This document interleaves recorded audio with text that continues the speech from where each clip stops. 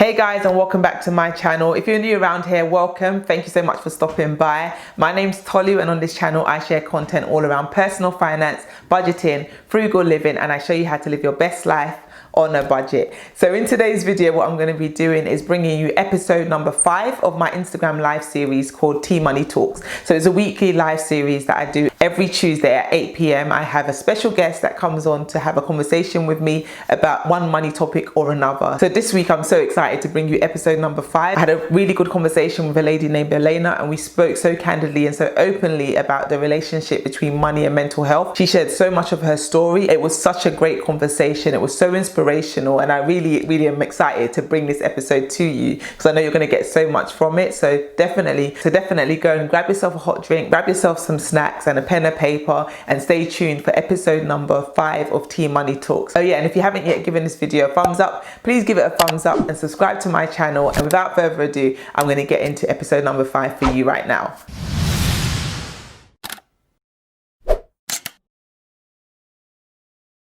Hi guys, welcome to episode number 5 of Tea Money Talks. I'm your host Tolu, aka Tea Money, and on this weekly live series what we do is we have really real open conversations about money. So we talk about so many different money topics, everything from budgeting, saving, paying off debt, family and finances, faith and finances. Literally no money topic is off limits. So every single week I'm joined by a special guest to have a different conversation about one money subject or another. So we've had 4 episodes so far, so you can watch them on catch up if you've missed any episodes. But today, episode 5, I'm so excited for the guest that's going to be joining me today. Her name is Alayna, and she's going to be coming on to share her debt story. We're going to be talking all about the relationship between money and mental health. Now that's a topic that we don't talk enough about, and I think it's one that it would be very good to explore on this show. And I'm so looking forward to having this conversation with Alayna. I actually came across her profile on Instagram a few months back now, and when I saw her profile and saw her bio and saw what she was talking about how she was talking so openly about mental health and money, I was like, wow, that's a topic that I've never seen anybody talk about before on Instagram. Like I've never seen it so open in anybody's bio or anything like that. So I thought it'd be really good to get everyone to have this conversation with her. But that's enough of me going on. I'm going to get Alayna to join the live now, and then we'll kick off. So yeah, thank you all for joining. I see you all joining. Hey Cheryl, hey Jodie, hey Regardless, hey Miss Alicia B. Thank you all for joining, and I'm going to get Alayna on for us now. There we go. Just waiting for her to join. But yeah, I hope you're all doing well. I hope you're all having a lovely evening. Brilliant. There you are. Hey. Can you hear me okay? How are you? Oh, brilliant. Yeah, yes. yeah, can you hear me? Yes, I can hear you fine. Let me just camera it. There we go. You can hear me okay, yeah? Good. There's no is there? Okay, you can hear me perfectly. Brilliant. Hey, Alayna, thank you so much for coming on to join me on episode number 5 of Tea Money Talk. So excited to have you on here. Okay, so I've given them a brief bio about you, but if you could let everybody know a little bit about yourself and what it is that you do, that would be great. Well, I'm Alayna, obviously. I just want to talk about, I want to make it more acceptable to talk about the fact that mental health and financial issues have a really intimate relationship that I don't think anyone is acknowledging. And for me, mental health and financial issues are almost like what came first, the chicken or the egg. I don't know. Do I have mental health issues because my finances are in disarray, or are my finances in disarray because I have mental health issues? And I think it should just be something that we're open about and something that we talk about, because then people could start to notice trigger points and avoid finding themselves in the situation where they're in their 30s with children and in debt. Yes. Brilliant. Perfect instruction. I'm just going to pin the topic for this episode for anyone that's joining us so that they know what we're discussing. And then we're going to kick off with my quick fire icebreaker question. So it's an either or question. Okay. Yeah. So 1 second. Money and mental health. Okay. Post. And then let's see if I can do this thing properly. How do you pin it again? I have no idea. I wish I could. I did it last week. Oh my gosh, how do you do this? I posted it, and I can't work out how to pin it. Oh dear, that's not going to work. It's going to disappear. Never mind. If someone knows how to do it, let me know so that I can pin the comments. I think it's going to Someone help out. Yeah, someone help us out here. Yeah, I don't know how to do it. Never mind. Okay, so we're going to kick off. This is the beginning segment, just to like get us comfortable and help settle our nerves. What I like to do is a quick fire, kind of either or questions. I give you two options, and you just pick which one of the two you would do. Awesome. Yeah. Okay. So first question. Oh gosh, hold on. Just clicks off a bit. Yeah. Would you rather have more time or more money? More time. Yeah. Same. Easy answer. Definitely Always. more time. Always. Yeah. Most important currency, I think. Yeah. The only you can't get it back. Exactly. You lose money, you can't get back time. There's no way you can get back. Exactly. Okay. Next question. Would you rather get rich through working hard or through winning the lottery? Working hard, 100%. If I won the lottery with my relationship with money, I would be that one that goes broke in 2 years. I'm a millionaire. I'm poor. I know, I'm broke again. Yeah. Yeah, no, you're same as me. I think I would rather work hard as well because the easier you get it, the easier you lose it as well. You don't appreciate the journey, you don't appreciate the work that's taken to acquire it. So yeah, I'm definitely with you on that. Okay, would you rather live your life financially comfortable? Yeah, so you live the rest of your life financially comfortable, or get the opportunity to live like a millionaire for 20 years, and then you're poor after. No, I'd just be financially comfortable. Who wants to live in a mansion with staff and then be like, look at me back in my like 3-bed semi?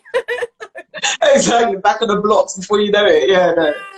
Not ideal. Okay, yeah, same answer I would give as well. Would you rather be too busy or be bored? Too busy. Yeah, same. I'm a busybody.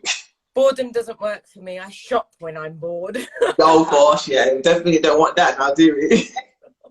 Okay, next one. Would you rather be a little late or too early? So if you're meeting up with someone, would you rather be a little late or no. Always too early. We just said time is the most valuable currency. Yeah. We don't respect people's time.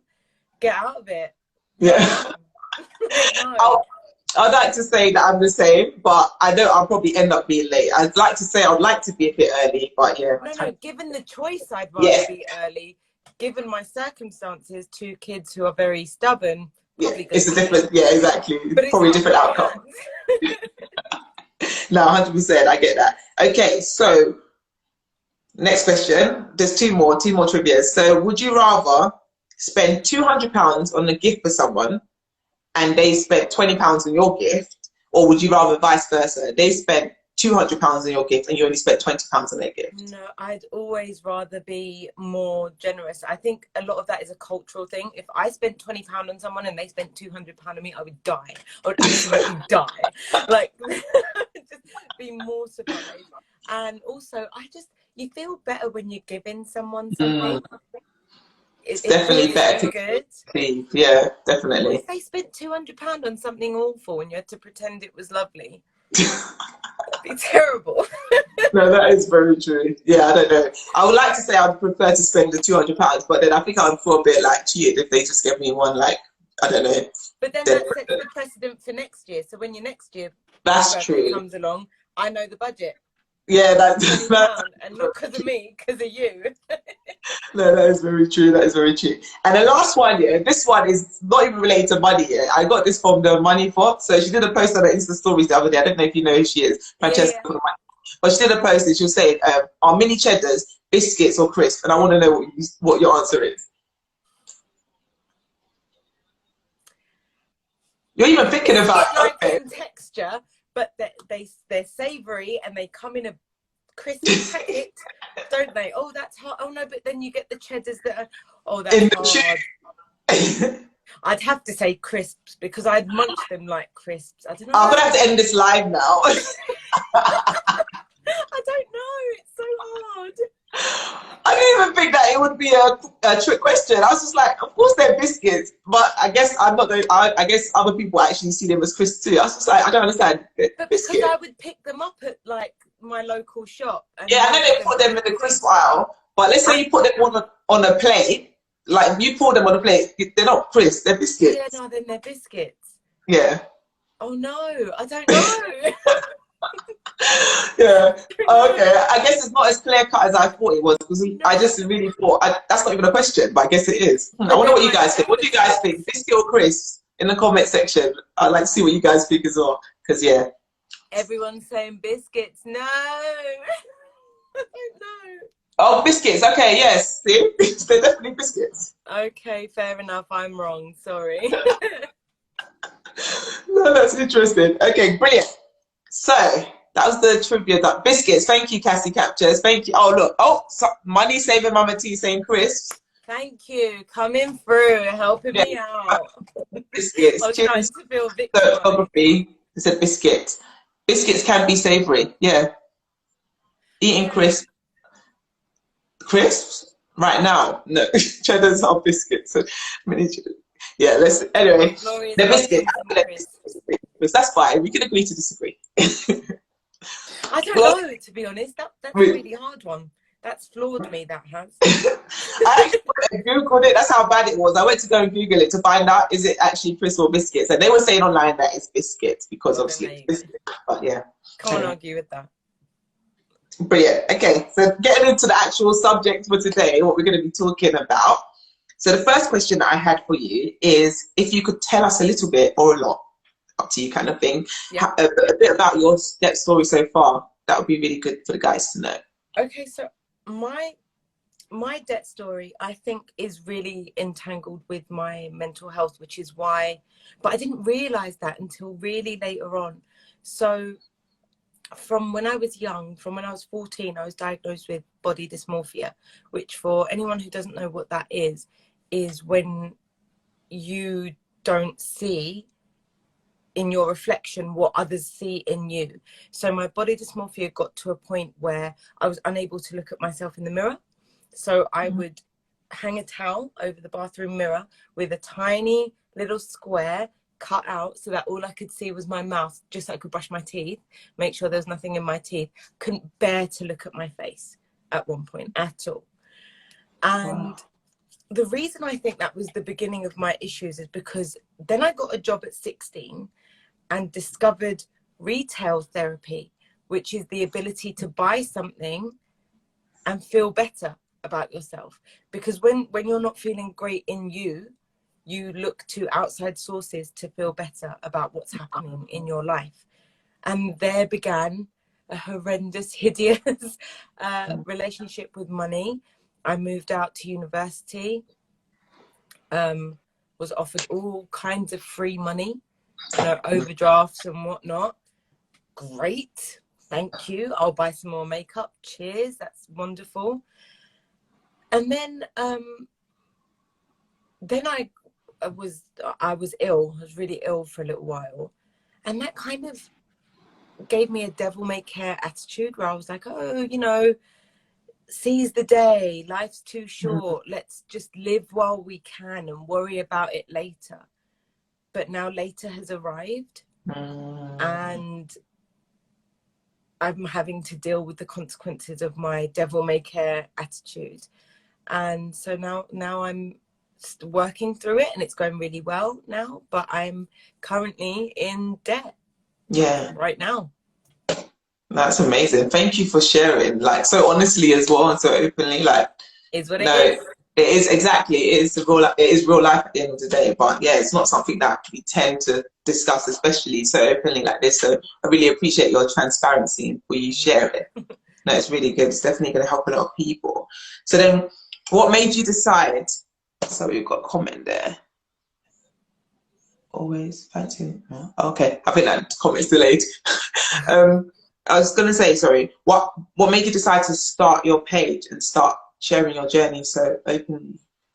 Because when I started to realize what I'd done and the situation that I'd gotten myself into, I didn't find anywhere to go to for reliable first-hand information from someone who was just going to be honest and say, this is what happened, this is how it happened. If you find yourself at the cusp, this is how you can avoid it happening. If you're already in it, this is how you can get out of it. I just couldn't find that anywhere. No one was willing to say, like, a lot of the finance bloggers and stuff in the UK are really successful people, and that's great. And I want to learn to do the things that they're doing. But when you're in six-figure debt, I can't even think about that. I just need to know, like, how do I even begin to formulate a payment plan? What do I do? And more importantly, what do I do in the UK? What options are available to me here? There's a lot of information from the US, not a huge amount of information for what to do when you're in trouble here. And I don't know if that's a cultural thing. Like in England, it's very stiff upper lip. We don't discuss those sorts of things. Like, you just put on a brave face and get on with it. And I was really ashamed of what had happened to my life. I'm an intelligent woman. I'm an educated woman. I come from a good background of people who are money savvy, and I still managed to get myself into this situation. I felt so dumb, like, and ashamed and guilty because my parents, who had instilled much better practices than this in me from the time I got that first job when I was 16, like 20% of your salary has to be put away. My £300 that I was earning in Tesco had to be put away, and I blew it still. And I don't want this to happen to anyone else. And if I can even help, in my head, I have this number of 50. If I could just help 50 people, either stop this from happening to them, or if it's already happening to them, help them get out.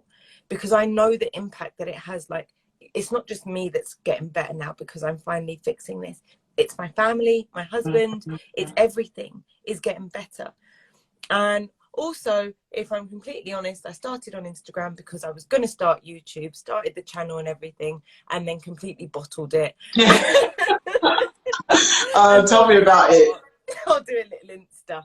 It's like baby steps, isn't it? Because at least you can kind of hide behind the keyboard and stuff like that, and then build yourself up towards it. Now that's actually amazing. It's an amazing journey that you've been on so far. It's amazing that you're so willing to even still be in it, but be so willing to help other people go through their journey too.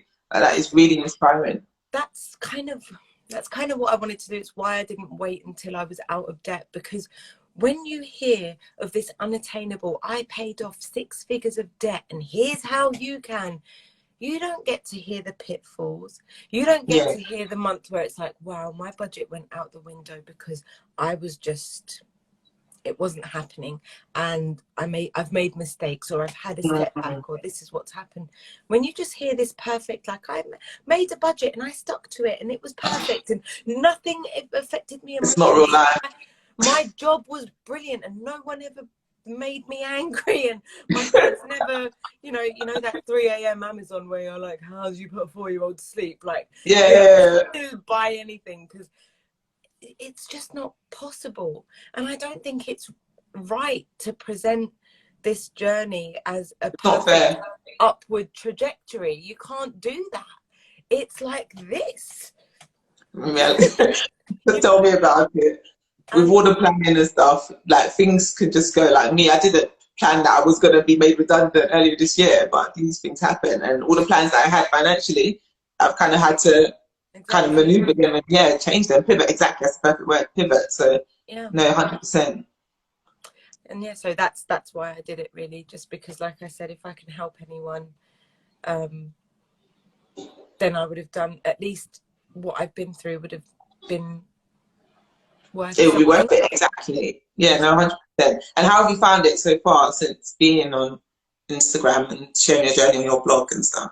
I am amazed how many people reach out, like, flawed. I'm only small still, but I get at least 3, 4, 5 messages a day from someone. From someone who's like, because the mental health link. It's your bio, yes, because that's literally what captivated me. I was like, oh wow, because you're so open about it. People don't even link it.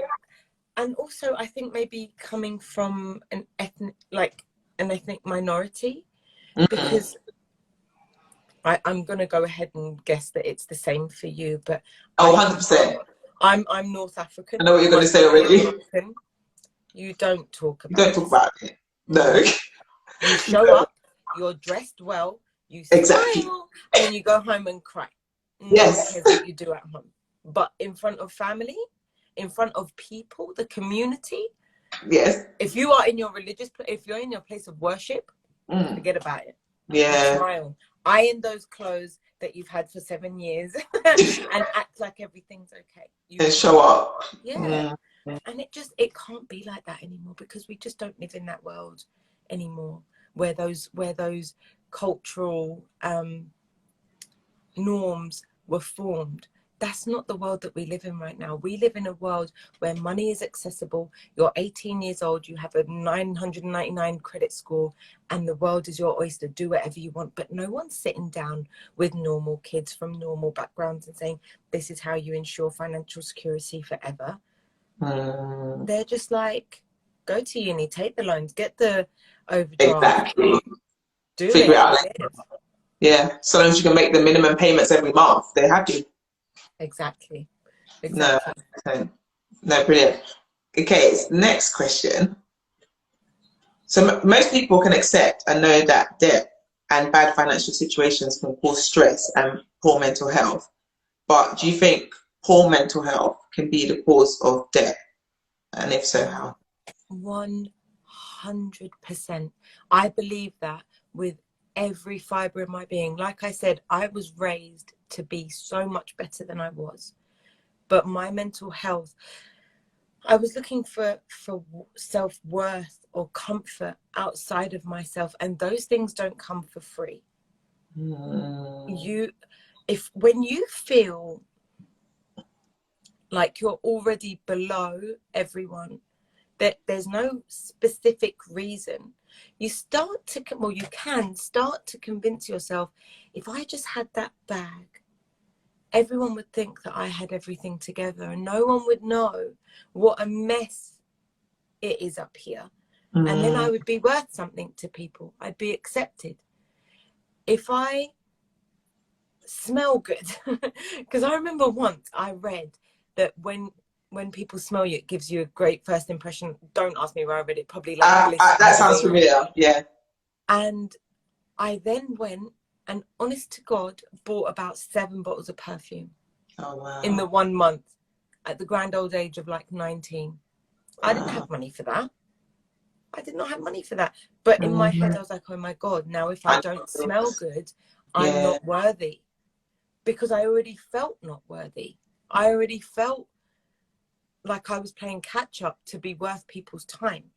And when you feel like that, you'll do anything to make yourself feel better or give yourself a bit of comfort. I mean, I really do believe that retail therapy, the term, it really is a type of therapy. It makes you feel better for that tiny little bit, and then you get addicted to that feeling as well. You know, like when I'm feeling a little bit rubbish, last time I went shopping, I felt great. I felt great, yeah. And I also think you're just validating yourself through material possessions. Like, look at me, I'm amazing, because look at the name on this bag, look at my coat, look at these sunglasses. Now that I'm in a better place mentally, I can see how outrageous that is. But when you're so weak and vulnerable on the inside, it's all about the mask. It's all about what you're projecting to everyone else. As long as everyone else thinks I'm okay, I can continue to tell myself that I'm okay, even though I'm really not okay. And that's why I really believe mental health can lead you down a dark financial path. So then, just to divert from the questions that I had, actually, what was your turning point? Like, what was it that made you realize that, okay, this path I'm on is like not good and I need to do something about this debt and change things?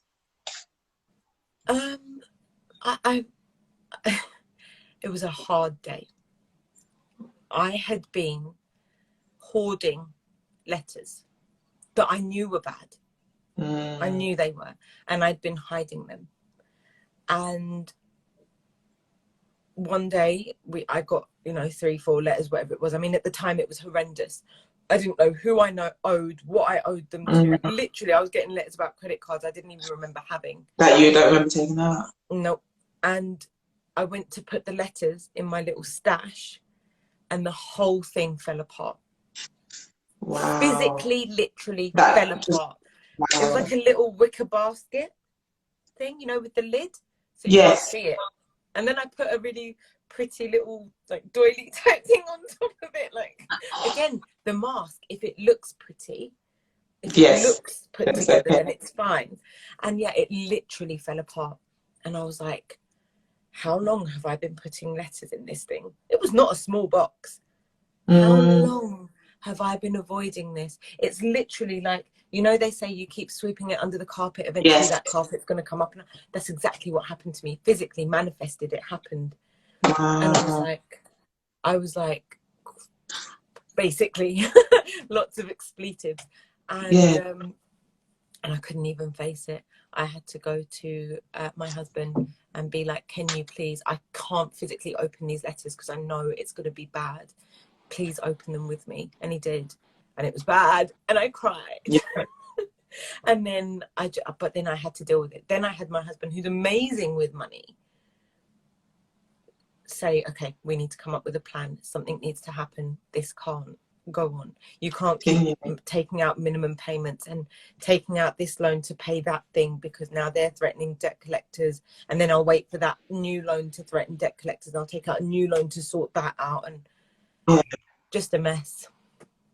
Oh my gosh. Yeah. But that's what happens sometimes, isn't it?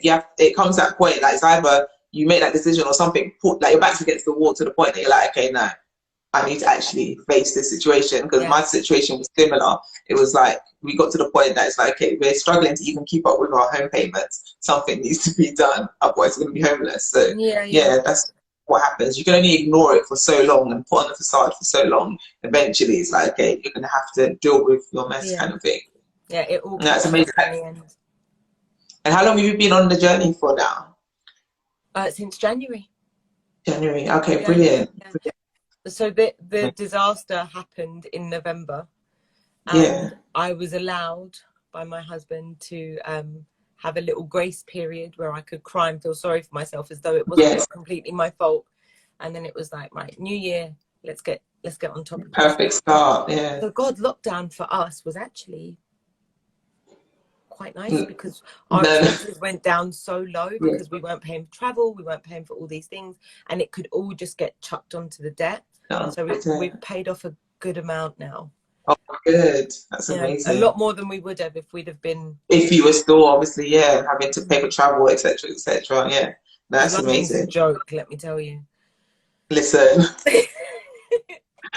it's pretty expensive living in the capital. Yeah, let's put it that way. It's a lot.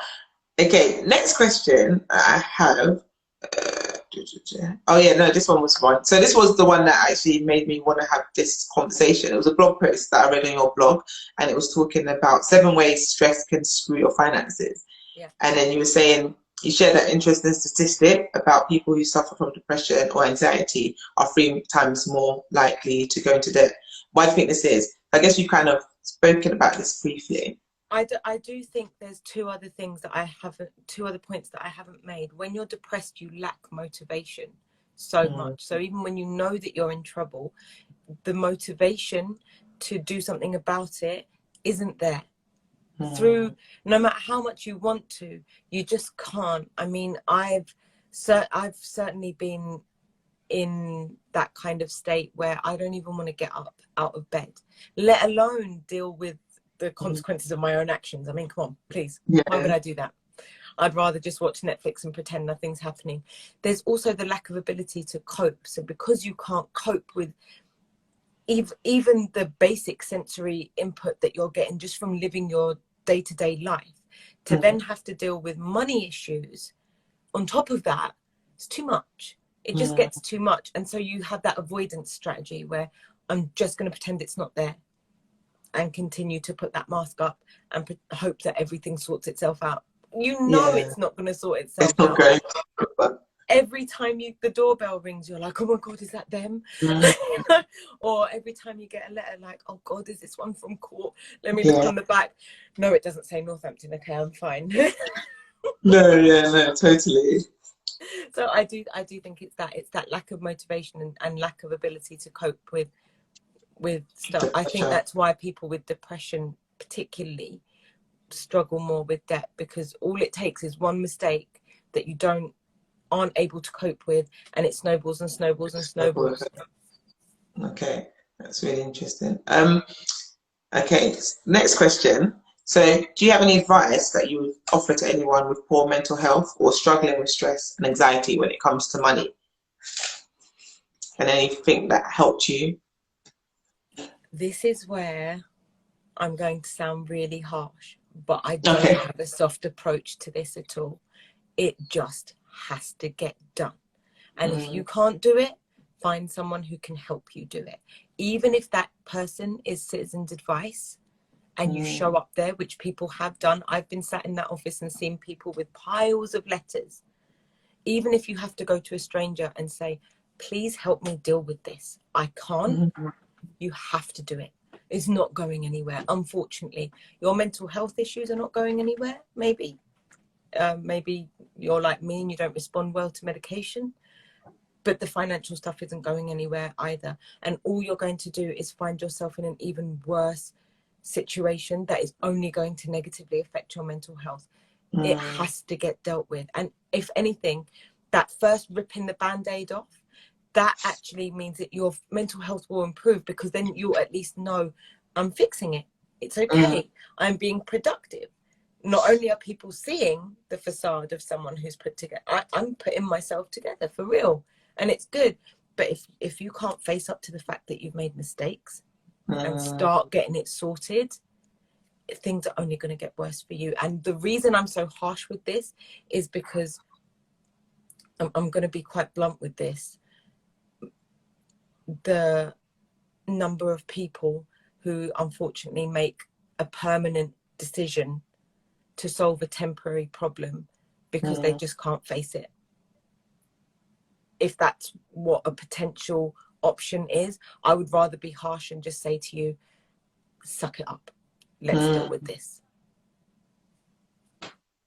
That might sound mean, but I'd rather be mean to you than have you make that decision. Tough love approach. Okay, so advice-wise, it would be basically just do it. Do something about it. Don't ignore it. It has to be done. It has to be done. It 100% has to be done. And if you're on the cusp of, you know, like I know that my spending is out of control, or I know that I'm looking for validation elsewhere and I'm living outside of my means, then you may very well need to put yourself in a situation where you're not 100% in control of your money because that's what I did. My husband took over completely. So I still got paid into my account and stuff, but I didn't have the access that I had previously. So I had an allowance. God, this is so embarrassing. I have an allowance too. No, but he would transfer me. So I opened up a separate account and he would transfer me my weekly, what I'm allowed to spend, because I wasn't I wasn't able to control myself. So someone had to help me with that. Until now, I'm fine, and you know, I can control myself and I'm back in control of things. But I think it was 7 months that we did that. But I recognized in myself, I can't stop. I know I'm running out of money and I'm still on Amazon. God, Amazon, Jeff Bezos has got a lot to answer for, I tell you. Telling you. But so find someone who, and again, you can get legal counsel for that. And people don't know that. You can actually get legal counsel, go to Citizens Advice, and they will help you in order to put yourself on an allowance to get your finances in order. You can absolutely do that. And it's horrible. It's embarrassing as an adult to have to be monitored like that. Bit of a Britney Spears situation, but it's got to be done. Yeah, but it needs to be done, doesn't it? Yeah. That's great advice. And do you think more money would make you happy? Temporarily, absolutely. I'd love it. Come on, who doesn't want an injection of cash? But long term, no. I think no amount of money, you know, they say more money, more problems. It's 100% true. If you have an unhealthy relationship with money, the more money you have, the more things you convince yourself you need, the more money you spend, and then having more money feels like not, because your disposable income remains the same. Zero in my case. Like nothing. The only way I could see that an injection of cash would help me or someone like me is that it might provide access to help that is very difficult to access on the NHS. But long term, sorry? No, so that's a good point, yes. Yeah, I might be able to privately get this sort of talking therapy and things like that that I would need. But long term, I need to find peace with myself. I need to be able to sit with myself and be happy with that.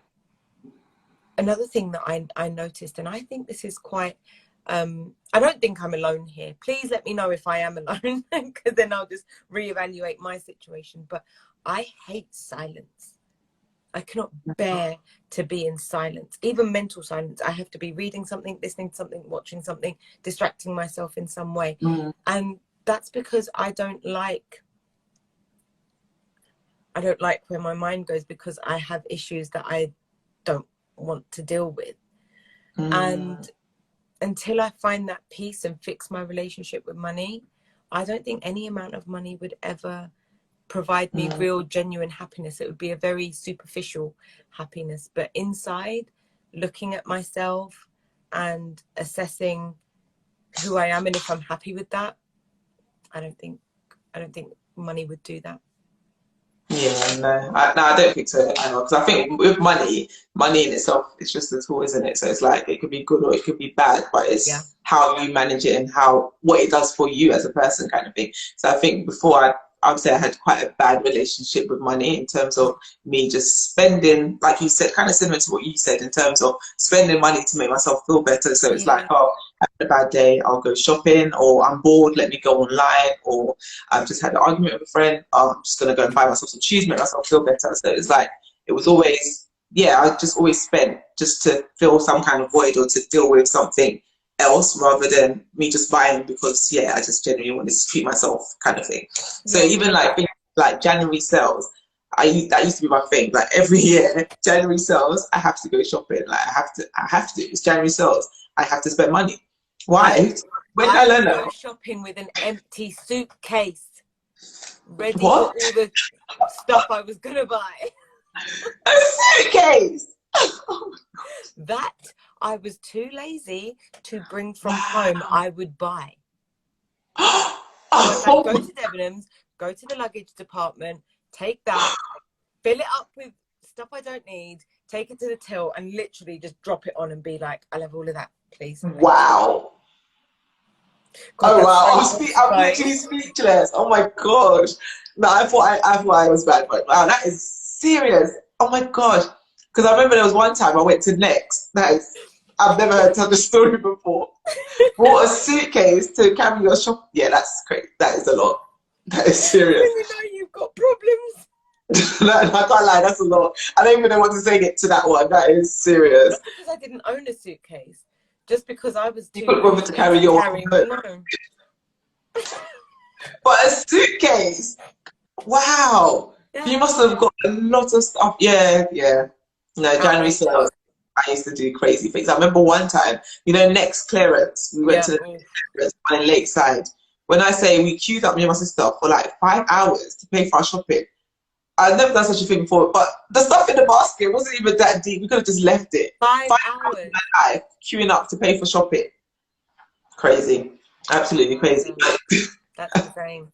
Your feet must have been screaming. It was crazy. I remember my husband and my brothers, they left us when Nando's came back and we were still queuing up. I love it. Absolutely insane. Like, that is the kind of stuff that I was doing. But yeah, again, like you said, it's because it's an unhealthy relationship with money. Because like, why do I don't need that much stuff. Like, what is it, like a drug that I'm that addicted? I have to buy so much stuff and have so many things. Like, yeah, it's crazy. Yeah. Same shoe in 10 different colors, or the same style of shoe in 10 different colors, and it's like, okay, yeah, I need this one to match this kind of outfit, and I need this one. It's like, no, you really don't need that much, Tolly. You're just being excessive. Like, you buy these things, you wear them once, and then you're like, oh, I need another one, and then you need to buy another one. It's like, you're never satisfied, and it's because those things don't satisfy anyway. So it's like, you're trying to use those things to fill a void that it's never going to fill, kind of thing. So you just end up wasting a lot of money. It's really interesting, by the way, that you brought up substances just there, because I was going to say, spending money was just my vice. There are many vices that can manifest because of mental health issues. Substance abuse, social media, it's another one. Being addicted to the likes and the, you know, all that kind of thing. Eating disorders, all sorts of stuff. Like mine just happened to be money. That's where I found my happiness. But I think people need to be talking about, it's so much bigger than me, you know. Like you go to the NHS services and you tell them when you're really bad, they actually won't see you. They'll say you are, for want of a better term, too far gone. So you either have to go into a, what's it called? I don't know why I can't remember what it's called. Sorry, I've got brain fog. Basically, it's a 72-hour involuntary hold. Yeah. Or at that point, you say, no, actually, no, I'm fine. And I'll go home. I didn't mean any of that. And I'll go home. And this is why so many people don't access help, because for someone like me, I'm a teacher. I can't be going through something like that and then expected to, like, because that makes you sound like you're insane, like you're dangerous. You've been held for 72 hours against your will. So that's why so many people don't access the help that they need. And then you feel even more ashamed, feel even more guilty. And then whatever your vice is just becomes even more of a crux, because even the doctors think you're past help. Too much for them to help, yeah. So what do you do then? That's insane. Shop. Shop. This is my I'm perfectly fine outfit. Yeah. No, you laugh, but it's so true. It's absolutely so true. That's what we do, exactly. It's like, so long as I look okay on the outside, that's fine. No one needs to know what I'm really, really dealing with on the inside, kind of thing. It's crazy. Actually. Okay, so a couple more questions. Did you speak to anyone about your debt? So when you was going through it? Never. No. Still haven't. In terms of family and friends, still haven't. Far too ashamed, far too guilty, and quite frankly, far too proud. I can't have family members see that I'm in this situation. I can't allow that. Even now, even though I know what I did, I've accepted what I've done. I'm dealing with what I've done. I'm proud of the way that I'm dealing with it, and I'm proud of how the progress that I'm making, especially in my community. No, I already know that a few family members have found my page. Mortified, want to die. They'll probably watch this. Hello, by the way. And not say anything. Exactly. Yeah. But it's just mortifying, isn't it? Do you know what it is? It's like, you know how it's really hard to say sorry, because then it's an admission of guilt publicly. You can know that you're guilty internally and you can deal with that yourself, but to admit it publicly, you can't ever take that back. Because if I tomorrow was to decide, you know what, no, actually I'm fine, people are just exaggerating and I'm just going to go about my business the way I was, I can completely convince myself, do a 180 and convince myself that everything's fine if I so choose. But once you say it on a public forum, and that's even just admitting it to a friend, you can never take that back. Yes. That's hard. Very hard. No. So no. But what do you say? How do you even start that conversation? Hi, how are you? Me? Wow, I've just collated all of my debt and it's in the six figures. Did you know? Wow, yeah. Didn't realize I spend that much. There's not really a conversation that you have over lunch, is it? Yeah. Because the person's just going to be like, and they feel even worse about what you not gonna know what to do. Yeah. Because it's like, what can they do in that situation? They can't really offer any help, I guess. But yeah, no, it's funny you should say that, because someone asked me that question. I was on a podcast a few weeks ago, and the lady was asking me if I spoke to my family about my debt. I was like, no, I actually didn't, you know. Like, I literally didn't speak to anyone about it when we were going through it. So like they found out about my debt and how much debt we were in from a YouTube video. That's how my family found out about it, because I never shared it. Yeah, I know. Can you imagine? Just clicks on a big video and they're like, what? Huh? When did this happen? Kind of thing. And it's like, when we were going through it. Ring.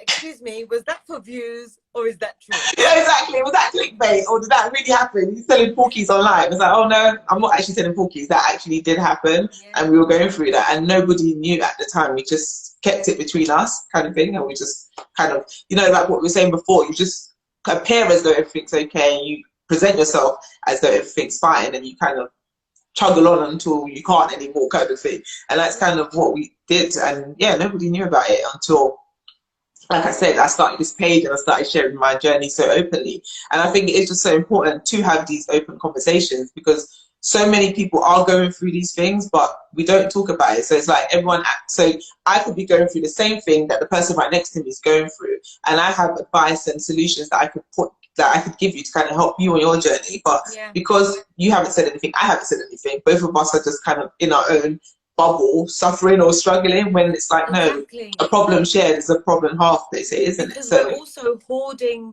information and resources. Exactly. Why are we doing this? But you know what it is? It's because of fear of judgment, though, isn't it? Because if of course, that was the biggest thing. You can't be bad with money, and then people will say you're a bad mum, you're a bad wife, you're a bad cook, whatever. And as women, we wear so many hats and we're expected to be perfect at so many things. It's like when a marriage is falling apart, you know, or a woman leaves her husband, like, what? I thought you guys were perfectly happy. And it's like, nah, man, we've been going through it for like 10 years. But a woman, because it's ingrained in women so much, not to be a burden, not to complain, not to nag, not to moan, to make do, to be grateful. Hey, listen, I am grateful for my health, I am grateful for my life, and I am grateful for my kids and all of that stuff. But that doesn't mean that I need to be quiet and suffer silently in the one area that I am suffering. Why should I? Why is that the norm? Because again, what ends up happening, we're isolated, we're miserable, we don't have any kind of decent quality of life, and people are doomed to repeat our mistakes because we're not telling them, hey, watch out, this could happen to you. There, but for the grace of God go I. You don't know. You don't know what could happen. And all of this, oh, just speak positive and oh my Lord, Lord have mercy on me. I can't bear it. I can't bear it. Because you know what? When I have a running monologue in my mind, consistently reminding me of my failures and my shortcomings, I don't have space for that. Oh, but I'm so glad I'm healthy. I just don't have space for that thought in that moment. I don't. And that's not a viable solution. Stop telling people that they need to, you know, just get on with it. Like even my advice earlier, get alone. You're back, Kelly. I'm just saying, deal with it. You know, it's. I think as women, it's harder as well. It's definitely very hard to have these open, honest conversations, which is, again, why I started having these Instagram live series, so that I can have open, real conversations about money with different guests each week, because I think it's just so important to kind of just bring down those barriers and those guards and just be open and transparent, because none of us know it all at the end of the day. We're all learning, isn't it? And it's like, if I have information that could benefit you, then why shouldn't I share it? And vice versa. Like, let's share, let's help each other, elevate one another. So I think that is really, really important. So it's really great what you're doing, sharing your journey so openly on the platform. Guys, by the way, if you have any questions or anything, submit them to the questions box. If you have any questions for Alayna or for myself, submit them. Don't be shy, guys. Submit any of your questions. Yeah, please but yeah, do. no, I think, what's that? I said, yeah, please do, man. I'm so happy to. I am feeling open and honest today. No, that's really good. So if you don't mind me asking then, we love the transparency. Yeah, we really do love the transparency, Alayna. It's really, really, really appreciated. And it's like, and what I love about having these conversations with different guests is that we all have a story. Like, everyone's story is so unique and so different. Like, when I'm listening to your story, it's so interesting, and it's just different to know that it doesn't matter where you start from. You can end up in debt. Like, do you know what I mean? It doesn't matter that because I was always thinking that, you know, oh, if only I had the education growing up, and if only my parents told me these things, and if only this, if only that. But then it comes to a point, it doesn't matter what start you had or whatever, anything can happen. Life can happen in the day, and it's just what you do. Life can and does happen. Mm. And we've got a question, a couple. What was your husband's response when you looked through the letters? I mean, he was so good about it, given how bad I'd messed up. But yeah, I think everyone has their breaking point. So he was obviously mad because I'd been actively hiding this, and that's a real issue. You can't be lying to your partner, and that's my bad, and I messed up there. But my husband's an engineer, so he's very much a step 1, 2, 3, 4, 5, and this is how we fix it. And thank goodness he's like that, because without that, I would have bought another wicker basket. And yeah. Can you imagine? Fill up the next basket. Oh my days! No, that's amazing. That's an amazing man you have there as well, because that's a lot to deal with, kind of thing. Yeah. The fact that, because I don't know why I just assumed that it was kind of both of you were in the know, but the fact that you're saying that he wasn't in the know and he was still like, yeah, let's deal with this together. That's amazing. Yeah, 100%. How are you teaching your kids about money management? I don't know the age. Thanks so much for your vulnerability. Well, my kids are really, really young, but what I intend to do is honestly what my own parents did, but also I want to try to raise, so what my parents did, by the way, they 20% of my salary has always had to go into savings. And as long as I was saving that 20%, they would not charge me rent while I was at home. And they were like, if you don't save it, we're going to charge you 20% of your salary rent anyway, so you might as well save it, sort of thing. I also think that it's going to be really important to see, when I moved out for university, my parents are first generation. They came over from Morocco. So they were all about book, read, learn, educate. So they made it so easy for me. They were like, oh, what's that? You're moving out? How much is the rent? Here you go. So I moved out, but I'm not paying rent. What? That's not real. That's not teaching me about the responsibility of taking responsibility for the decision that I had made to move out, because I didn't have to move out. I live in London. Plenty of amazing universities in London. I moved out because I wanted to move out, so I should have had to pay. But see, that's where you kind of have to draw the barrier between love and being a teacher for your kids, because we love our kids. We want to give them the earth, the moon, and the stars, don't we? We want to give them everything. When you give them everything, unless you're giving them a trust fund to go with that. Yeah, exactly. you need to teach your kids how to fall. And I am more than likely going to set my kids up to fail. And that's the God's honest truth. I want them to fall flat on their face and call me and say at 18, 19, say, Mum, I don't have money for food right now. And be like, remember this. Remember this feeling. Don't ever be so foolish again.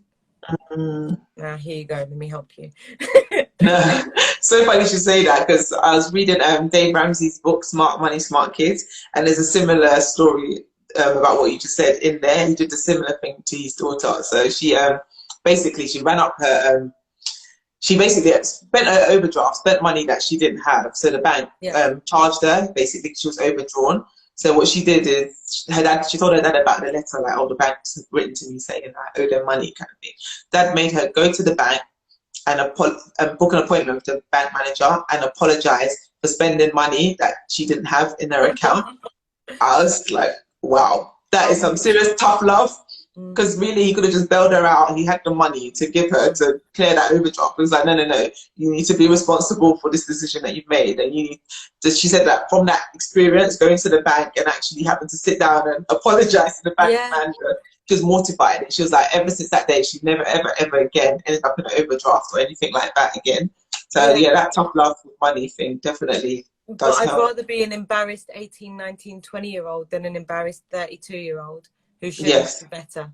Do you know what I mean? 100%. This is the thing. You need to fail fast and you need to fail fixable. I believe that so much. I want my kids to fail early, and while I can still help fix it. Help them. Yeah. Don't come to me when you're 45 years old telling me about I lost my house, I lost my car, I lost my job, I lost this. No. Because at that point, that's beyond my means to fix. Yes. You know? No, 100%. Fail fixable. No, 100%. Because yeah, the younger they are, the easier it is. Like the mistakes that they make aren't going to be as costly and as deadly. So yeah, take those teachable moments when they're still young, so that when they grow, they'll grow into more financially responsible adults, hopefully. So yeah, no, 100% totally agree with that. I mean, actually, any more questions, guys? What's that? My dad let me fail. Actually, my first ever paycheck from Tesco. I worked at Tesco in Canary Wharf. That was my very first job. You could find me on customer services. And I got paid like £300. And I was like, I'm going to buy trainers and an iPod. Do you remember the iPod mini, the little... Yeah, the nano. Everyone had to have. Yeah. And my dad was like, yeah, buy it. I was like, awesome. And then he's like, so how much have you got left for the month? And I was like, £20. And he was like, good luck with that. Good luck. Okay, we've got a question. What has been the hardest part? The hardest part. Obviously, you're still on the journey. So it's a good question. The hardest part now is retraining my brain to think appropriately about the decisions that I'm making and the way that I view money and what its actual function is. I love that you say that money is a tool. It is a tool. It's not a crux. It's not something to be leaned on. It's a tool to allow you access to things that bring you joy, whether that thing is your home or your holiday to open. But the hardest thing in the beginning was having to admit to myself that this was my fault. Yeah, I agree with that. I'd agree with that. That was the hardest part. You're breaking up a bit. Hello? Oh gosh, can you hear me? Yeah, perfect. No, I can hear you now. Yeah, you're just cracking up a little bit. But yeah, no, I totally agree with that. Yeah, because the thing is, when your sense of self and your self-image is damaged, especially when you didn't have a great one to start with, you suddenly, because you take that to bed with you, that broken self-image, and you have to sit with that. And that was the hardest thing for me, because I'm a very proud person. It's one of my vices, unfortunately. Don't like being wrong. Really dislike it. Still thinking about the mini cheddar thing.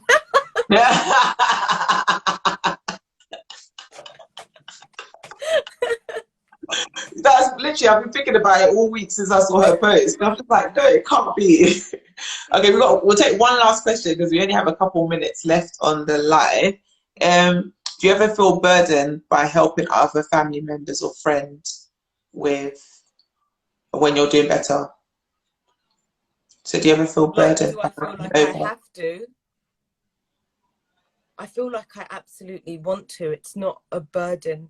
And I think the reason it's not a burden for me is because I feel like I've been given... I'm a person of faith. But whether you're a person of faith or not, I think everything does happen for some kind of reason. And I refuse to believe that this happened just so that I could learn a lesson. I'm not that important. I'm not that special. I'm just a normal person. I've learned this lesson. I've gone through this trial to serve, to help, and to prevent others from having to suffer. I'll take the L. And as they say, that's what the kids are saying now, to help others, because because when you've been in that dark place, the last thing you ever want is to see someone else go through it, let alone someone you love. 100%. Agreed. Definitely. Oh, this has really been a brilliant live. Brilliant conversation. Really enjoyed every minute of having you on here. Like, dropped so many nuggets. Do you have any final closing remarks? We've got literally 1 minute left before Instagram chucks us out. Oh gosh, okay. Can I do a little plug of my stuff? Of course. Oh, Right. 20 seconds. I have a podcast coming out this Sunday, actually. It's called Excuse My Life. Follow us on Instagram. My blog is just my name, AlaynaZan.com. Please follow me on Instagram. I really would love to help you. DM me if you can. And I'm going to do YouTube. This has been the thing.